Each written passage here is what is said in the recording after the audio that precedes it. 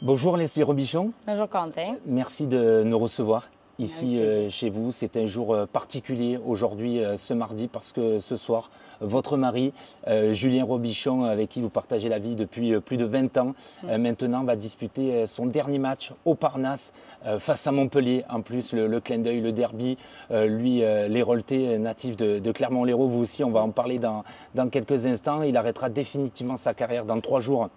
Après un dernier match à Saint-Raphaël, mettant fin à 18 ans de carrière au plus haut niveau professionnel. Et on trouvait intéressant de savoir, vous, comment vous avez vécu à ses côtés toute cette carrière. Déjà, comment s'est passée la rencontre avec Julien? Je crois que ça date du collège. Il y a longtemps, oui, c'est ça. Nous, on s'est rencontrés, on était au collège ensemble, en 4e.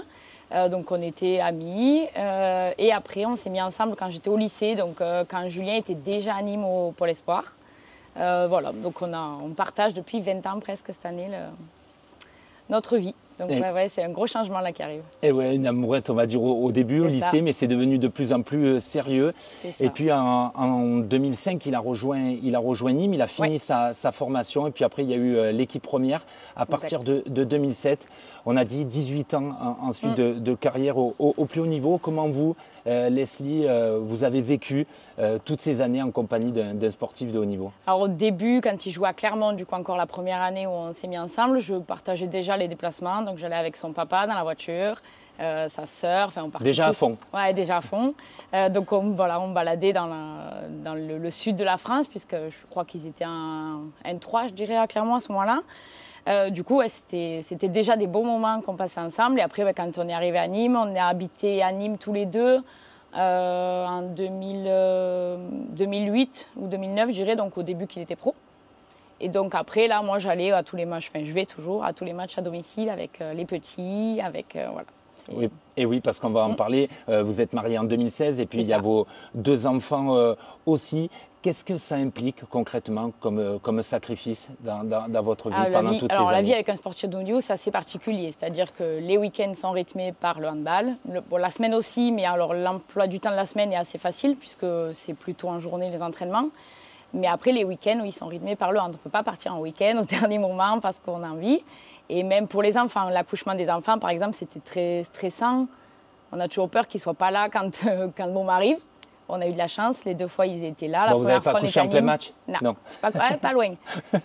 Pour Lola, le lendemain, il jouait à Nîmes à Toulouse, donc c'est sympa. Contre Toulouse à Nîmes, donc c'était sympa. Et pour Axel, on a eu chaud. Le lendemain, il partait à Dunkerque. Donc là, c'était plus... Mais à chaque fois, il a pu faire les matchs et voir aussi quand même et ne pas rater la naissance de ses enfants. C'est intéressant comme anecdote. Ça montre l'impact vraiment d'une carrière. C'est vrai que pour les gens qui voient ça un peu d'un œil un peu de loin, à quel plaisir simple on renonce quand on est comme ça, on va renoncer rythmé par ne serait-ce que quand des copains proposent un week-end à l'étranger, comme on a pu faire l'an dernier à Porto, Julien, au dernier moment, ne pouvait pas venir parce que le match avait été décalé, par exemple. C'est ce genre de choses. Ou un mariage. Un mariage des gens notre famille sait qu'il faut se marier entre le 15 juin et le 15 juillet. Sinon, c'est compliqué pour que Julien soit là. Et oui, il y a des chances qu'il ne soit pas là. Et oui, et puis chose bête, les vacances l'été, parce les vacances l'été, qu'il est en décalé par rapport aux enfants. Comment on fait pour partir en vacances avec sa famille? On part en vacances le 20 juin, donc les enfants se font sauter l'école fin juin. Et après, lui, il reprend le 15 juillet. Donc après, par contre, il faut jongler avec les enfants. Alors moi, j'ai de la chance d'avoir beaucoup de vacances, mais il faut quand même jongler avec les enfants sur 1 mois et demi. L'été, c'est pas évident. C'est pas évident. La famille, que ce soit celle de Julien, la vôtre, a été aussi indispensable, importante pour vous accompagner, vous, quand il n'est pas là les week-ends, à gérer la famille, les 2 enfants. Oui, tout à fait. En plus, on a la chance d'avoir nos familles qui sont très, très proches, qui passent leur week-end ensemble. Donc, c'est quand même très, très confort pour nous. Mais oui, ils ont été énormément présents pour garder les enfants. Si Julien n'était pas là et que moi j'avais quelque chose, voilà, il n'y a pas eu de souci avec ça. Heureusement qu'ils étaient là d'ailleurs. Pendant ces 18 ans, toutes ces années, vous diriez que vous l'avez toujours soutenu tout le temps, ou il y a eu des moments où ça a été plus compliqué? Oh non, je dirais que je l'ai toujours soutenu. Après, on a l'avantage qu'on se connaît très bien, on a grandi ensemble. Donc on a les mêmes façons de voir les choses. Donc on parle beaucoup sur les sujets. Quand il y a 2 ans, il y avait eu complexité pour qu'il puisse re-signer ou pas. On en a beaucoup discuté, je pense que je l'ai beaucoup épaulé à ce moment-là. Non, le hand n'a jamais... C'est problématique, oui, parce qu'il y a toujours le week-end où tu as envie de faire autre chose que d'aller à un match de hand, où tu as envie que Julien soit là, mais il n'est pas là, mais il ne peut pas faire autrement. Mais après, non, c'est des détails. C'est des détails. Mais c'est un métier particulier, oui, c'est un rythme de vie qui est différent. Et surtout, j'imagine, beaucoup de psychologie après une défaite. Comment il a été Julien, oui. Comment on gère ça quand on sait que, voilà, on regarde le résultat ou on sait qu'au Parnasse, ils viennent de perdre. Le week-end risque d'être compliqué. Comment on vit ça? Alors Julien, encore, c'est pas le week-end, c'est le soir même. D'accord. Ça va être après, non, il redescend assez vite. Mais après, c'est surtout l'intensité pendant des gros matchs comme Montpellier contre Paris, où c'est des matchs qui demandent une intensité. Il ne dort pas la nuit. La nuit d'après, il ne dort pas, il s'endort à 4 h du matin, ou alors au contraire, il est levé très tôt le matin parce qu'il n'arrive pas à dormir de stress du match. Ouais. Et il va arriver à passer autre chose après la journée, voilà, à s'occuper des enfants, à faire autre chose, ou vous sentez, il marronnait son... Non, ça va. Il marronne pas trop. Enfin, il marronne avec ses copains au Parnasse, mais à la maison, non, ça va. Comment vous diriez un peu la clé de la réussite, quelque part, qu'à la fois sa carrière ait fonctionné et que votre vie de famille aussi ait perduré? C'est quoi un peu, comment on trouve le juste équilibre? Alors je pense que nous, on a toujours mis les deux dans le même panier. C'est-à-dire que moi, je suis venue au match parce que j'aime venir voir les matchs, même si des fois ça m'agace, mais bon, au moins on est ensemble. Et par exemple, en Coupe d'Europe, je l'ai accompagné sur 3-4 matchs à l'étranger. Oui, vous étiez allé en Hongrie. Ouais, en Hongrie, on est allé en Allemagne, à Athènes. Et ça permet aussi d'être ensemble, même si lui il partait en déplacement, on allait avec lui. Pareil pour l'arbitrage, quand il arbitrait avec Benji, on s'est déjà fait des week-ends à l'endroit où ils arbitraient. Comme ça permet d'allier le travail et la famie. Oui, c'est ça, de mêler les deux. Et les enfants, quel est le regard? On les a souvent vus au Parnasse avec les maillots Robichon. Quel est le regard sur la carrière de leur papa? Comment ils voient ça? Ils ne se rendent pas compte. Ils ne se rendent pas compte parce ils sont nés là-dedans. Donc eux, ils viennent au Parnasse, ils ne regardent même pas les matchs.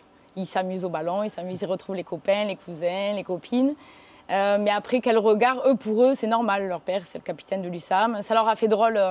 Lola, ça lui a plus fait drôle en fin de primaire, quand ses copines lui disaient comment ça se fait qu'il y a ton père sur les affiches. Et oui. Et ça, c'est rigolo parce pour elle, c'était pas gênant qu'il y ait son père sur les affiches. Mais ouais, non, eux, ils vivent là-dedans. Axel, il avait 3 semaines, on était à Bercy pour la Coupe de France. Donc bon. Et oui, la finale en 2018. Mais du coup, est-ce qu'ils se rendent compte que ça va s'arrêter? Ouais, ils se rendent compte. Ils se rendent compte, mais en fait, ils ne comprennent pas. Ils ont du mal à comprendre pourquoi ça s'arrête, qu'est-ce qu'il va faire papa. Bon, après, on a la chance qu'a priori, il devrait rester au club. Donc déjà, ils vont continuer à le voir dans le système du hand. Puis papa, Lola, son père l'entraîne. C'est ce que j'allais dire, il y a ça aussi, il y a ce lien, on allait en parler, qui va perdurer. Voilà, Julien qui va rester au club et qui entraîne sa fille. C'est aussi le beau clin d'œil. J'imagine que pour vous, c'est beau. Ah ben oui, c'est génial, mais c'était déjà le cas avec son père qui l'entraînait ou qui entraînait sa sœur quand ils étaient petits. Non, c'est très beau, c'est très bien. Là, donc il va entraîner les deux ou il va entraîner que... Pour l'instant, a priori, ce serait que Lola, mais je pense que Axel viendra par la suite. Axel, il a moins de 9, donc c'est les petits encore, mais ça devrait, oui. Après, il est coach le week-end. Et oui, c'est ça. J'allais dire peut-être une parenthèse de quelques années, tu as même offert une carrière de hand aussi. Peut-être vous allez retomber de ça. C'est ça, je pense que je ne suis pas encore sortie du hand. Je pense que je ne suis pas encore sortie du hand. Après l'avoir, on va dire, accompagnée en tant qu'épouse, peut-être en tant que maman, dans les années à venir. Vous en avez un peu parlé, Leslie, mais de quelle manière vous pensez que vous avez pu impacter positivement peut-être aussi sa carrière, de quelle manière lui permettant à lui de s'épanouir pleinement? Ouais, je pense que le fait que je vienne, ne serait-ce que de venir, je pense, au match au Parnasse. Enfin, il y a quelques matchs que j'ai ratés, mais bon, j'ai dû rater 5 ou 6 en 20 ans à domicile. Je pense que pour lui, quand même, c'est un soutien, ne serait-ce que de venir dans les matchs. Et il me l'avait déjà dit, si on n'est pas dans les tribunes, moi ou même nos familles proches, ça lui fait bizarre quand même. À la place où on est assis, s'il n'y a personne, ça lui fait drôle. Donc je pense que ça compte. Et lors des déplacements, alors je ne fais pas beaucoup de déplacements, mais ne serait-ce que d'aller à Montpellier, à l'étranger quand on a pu le faire, à Bercy pour la coupe avec le petit, enfin c'est avec les enfants. Ouais. Ça compte. Vous avez un peu une tradition, une habitude avant le match? Est-ce qu'il regarde? Est-ce qu'il vous fait un petit signe? Oh non, pas spécialement. Il regarde si vous êtes là quand même? Ouais, je pense qu'il regarde si je suis là. Après moi je suis un peu dissipée pendant les matchs, je parle aux copines et aux belles-sœurs que je ne vois pas souvent, pour certaines, donc je suis un peu dissipée, mais ouais, non, on n'a pas de clin d'œil particulier. Quel souvenir, il doit y en avoir beaucoup, mais s'il y a un souvenir en particulier de Julien sur un terrain, un moment où vous aussi, vous avez été peut-être le plus fier ou ressenti le plus d'émotion, ça serait lequel? Je pense qu'à Nîmes, la première fois qu'ils ont gagné contre Montpellier, alors je ne saurais pas dire quelle année, ils sauraient mieux le dire que moi. 2011-2012. Il y avait encore Steve Massard, je crois, dans l'équipe. Je dirais qu'il y avait Thomas et ils avaient gagné contre Montpellier. Enfin, ça avait été super émouvant parce que c'est Montpellier. Et que là, c'est d'ailleurs rigolo qu'il finisse sa carrière contre Montpellier. Mais ouais, il y avait ce moment-là et après Bercy. Parce que Bercy, il y avait toute l'émotion où on venait d'avoir un enfant. Enfin, c'était à Paris, c'était très impressionnant. Ouais. Est-ce que vous iriez jusqu'à dire que vous, si vous regardez là pour le coup que votre personne, vous avez fait la croix sur peut-être certaines ambitions, certains rêves secrets pour lui permettre vraiment que sa carrière puisse le mieux se passer? Non, j'ai pas eu besoin de mettre ni ma carrière ni ma vie de famille entre parenthèses. On a toujours réussi à mener les deux en même temps. À aucun moment je me suis dit ça je peux pas le faire parce que Julien joue hand ou parce que, enfin, ça s'est toujours bien goupillé. Ce soir, ça va être le dernier match au Parnasse pour Julien, sa maison. Quasiment 500 matchs, plus de 1000 buts marqués avec l'USAM. Qu'est-ce que vous allez ressentir, Leslie? Je pense que ça va être très, très émouvant comme match. Ça va être très compliqué. Je ne suis pas sûre que je vais regarder beaucoup le match. Non, ça va être très prenant. Mais il y a plusieurs choses qui rentrent en compte. C'est son dernier match de sa carrière de handballeur. C'est contre Montpellier. Enfin, c'est énormément d'émotions, là. Ouais, ouais. Ouais. Vous qui le connaissez le mieux par cœur, comment il va vivre ça? Oh, ça va être dur. Ouais. Ah ouais, ça va être dur. Il va arriver, il y aura beaucoup d'émotions au moment de rentrer sur le terrain. Ah oui, l'émotion, elle va déborder, certainement. certainement. Mais après, comme c'est comme tous les matchs, hein, Julien, c'est un joueur à fond. Donc il va se donner quoi qu'il arrive. Mais ouais, ça va être plein d'émotions ce match. Mais ça va être une belle fête. Maintenant que sa carrière va se terminer, est-ce qu'il y a quelque chose que vous étiez promis de faire, que vous n'aviez pas pu faire pendant toutes ces années, que vous allez faire là? Oh, ne serait-ce que partir le week-end ou un lundi, par exemple. Se dire, ah ben tiens, on pourrait partir samedi, dimanche, prolonger lundi. Le week-end. C'est ça. Ça c'était compliqué. Là, il va pouvoir poser des jours de congé. Et même les jours fériés. Un jour férié, hier par exemple, c'était férié et Julien, il a l'entraînement. Et oui, c'est tout bête. Mais les ponts, ça n'existe pas pour les joueurs pros. Donc c'est des détails après, c'est des détails. Hein, mais ouais, ça compte. On en a un peu parlé tout à l'heure, mais c'est vrai, qu'est-ce que ça va être la suite maintenant pour Julien, pour le hand. Votre vie va continuer à Nîmes.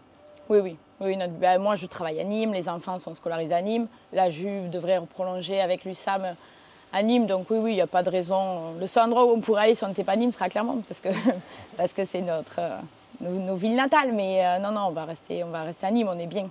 C'est une ville qu'on aime, Julien il le dit souvent, mais oui, on a beaucoup aimé la ville de Nîmes. Bon, on continuera à vous voir au Parnasse. Exactement, il y a de grandes chances.